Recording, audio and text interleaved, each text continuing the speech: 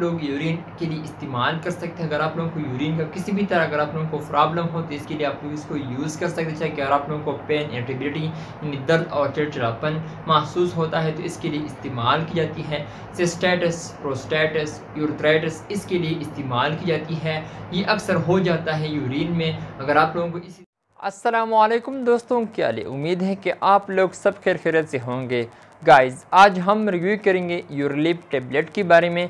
यूरलीफ tablet आप लोग कौन सी बीमारी के लिए यूज़ कर सकते हैं, इसका सही तरह का इस्तेमाल क्या है, इसका बेनिफिट्स क्या हैं और इसका साइड इफ़ेक्ट और कंट्रा इंडिकेशन और इसका तरीका इस्तेमाल क्या है, इसके बारे में आप लोगों के साथ पूरा डिटेल शेयर करूंगा। वीडियो आखिर तक देखिए, लास्ट तक देखिए, वीडियो बिल्कुल स्किप नहीं करना ताकि आप लोगों को कुछ फ़ायदा हासिल हो जाए इस वीडियो से।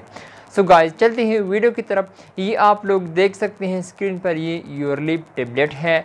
इसमें आप लोगों को 100 mg मिल सकता है और ये गेट्स फार्मा ने तैयार किया हुआ है और इसमें आप लोगों को 30 गोलियाँ मिल सकती हैं और यानी 3 स्ट्रिप होता है, एक स्ट्रिप में 10 टेबलेट होता है।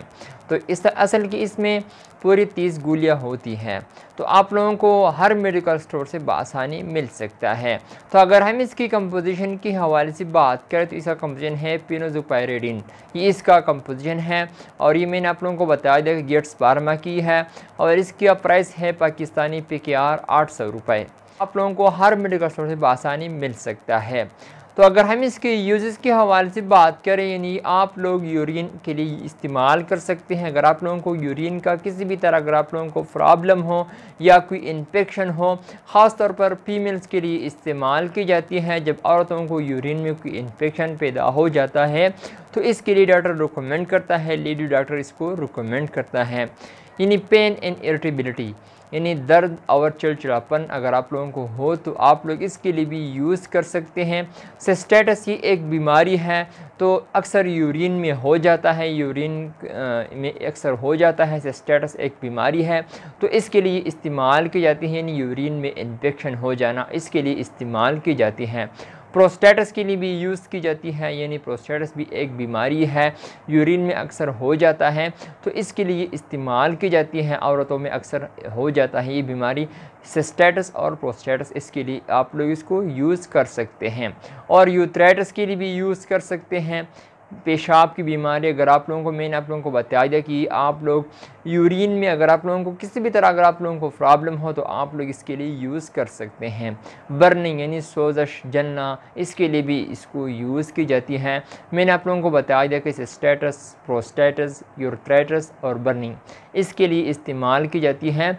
यूरिन में अगर आप लोगों को किसी भी तरह अगर आप लोगों को प्रॉब्लम हो तो इन सब के लिए आप लोग इसको यूज़ कर सकते हैं। अगर आप लोगों को जब भी इसको यूज़ करना हो तो आप लोग डॉक्टर से ज़रूर मशवरा करें।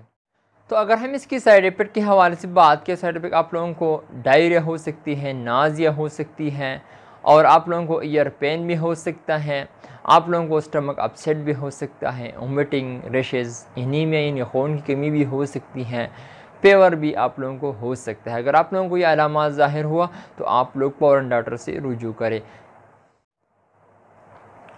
तो अगर हम इसकी कंट्रा इंडिकेशन के हवाले से बात करें, यानी वो फीमेल यानी वो ख़वातीन, वो पेशेंट इसको यूज़ नहीं कर सकते जिन पेशेंट को ये बीमारी हो। अगर आप लोगों को लीवर का पेशेंट हो, यानी लीवर का अगर आप लोगों को बीमारी हो तो आप लोग कतई यूज़ ना करें। अगर आप लोगों को इससे एलर्जी होती है वो भी बिल्कुल यूज़ ना करें। और प्रेगनेंसी के दौरान आप लोगों को बिल्कुल इसको यूज़ ना करें। अगर आप लोगों को यूज़ करना हो तो आप लोग डॉक्टर से ज़रूर मशवरा करें ताकि आप लोगों को बाद में कोई परेशानी ना हो। और अगर हम इसकी तरह इस्तेमाल के हवाले से बात करें, अगर हम इसको कैंसर टाइम पर ले सकते हैं तो ये आप लोग बीड़ी यूज़ कर सकते हैं, यानी एक गोली सुबह और एक शाम को खाने के बाद आप लोग इसको यूज़ कर सकते हैं। आप लोग 10 दिन से लेकर 20 दिन तक इसको यूज़ कर सकते हैं। एक गोली सुबह और एक शाम को आप लोग इसको यूज़ कर सकते हैं खाने के बाद।